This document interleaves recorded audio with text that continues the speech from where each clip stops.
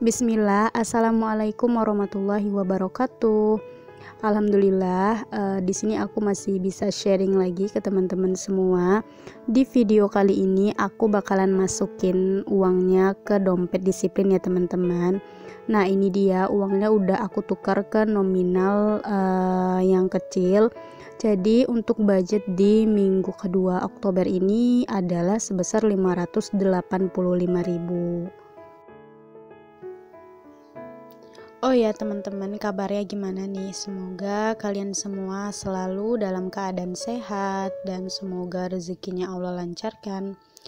Dan buat teman-teman yang baru bergabung di channel aku ucapkan selamat datang. Semoga kalian bisa mengambil positifnya dari video yang udah aku upload ini. Disclaimer dulu ya teman-teman, bahwa di sini itu aku bukanlah ahli keuangan dan aku bukanlah bermaksud untuk menggurui teman-teman semua. Tapi di sini aku hanya berbagi pengalaman tentang gimana cara aku mengatur keuangan mingguan. Nah ini aku lanjutkan dulu ya teman-teman. Tadi itu ada PDAM, itu minggu ini aku cicil dulu sebanyak 20.000. Kemudian ada untuk orang tua di 50.000 dan ada untuk iuran sampah ini aku cicil dulu di 10.000.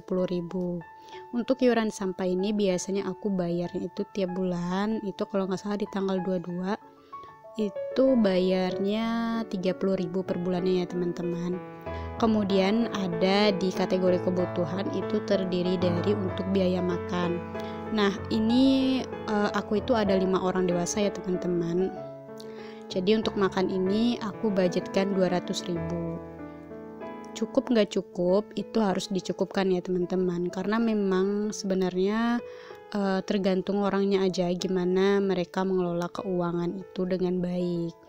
Ada juga teman-teman kemarin itu yang bertanya emangnya cukup buat 200.000 seminggu, apalagi ada 5 orang.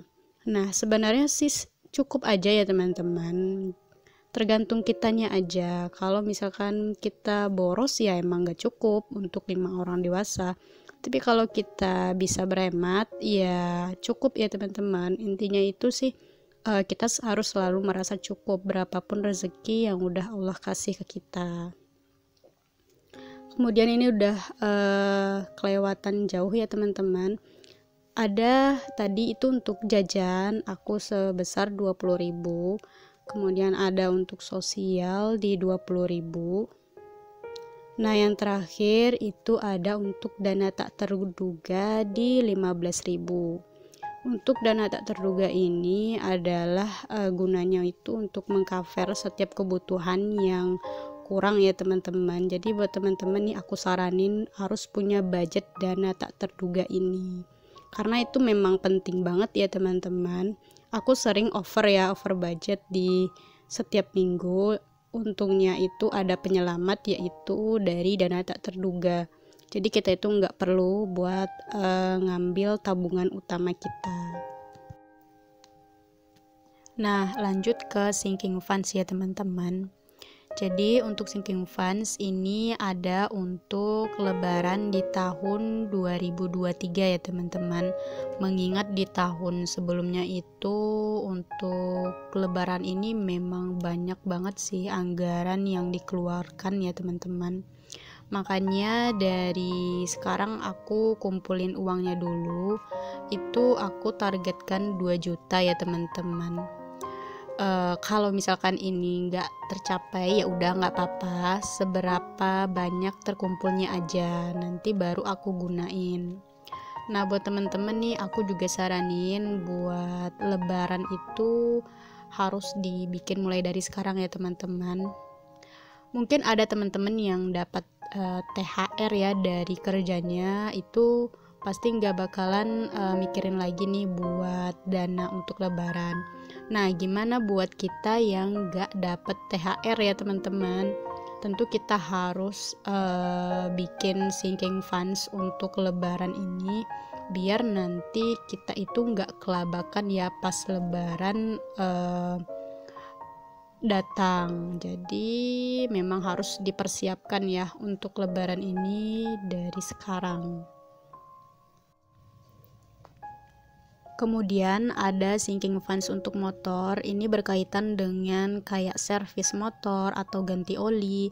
Nah, ini kenapa uangnya belum aku pakai buat ganti oli. Jadi kemarin itu suami aku ya teman-teman yang ganti oli. Jadi itu dia yang bayar, makanya uangnya itu masih lumayan banyak ya teman-teman. Nah, kemudian ada nih sinking funds personal yang aku tukar namanya. Jadi sebelum itu kan ada sinking funds beauty dan stationery ya teman-teman.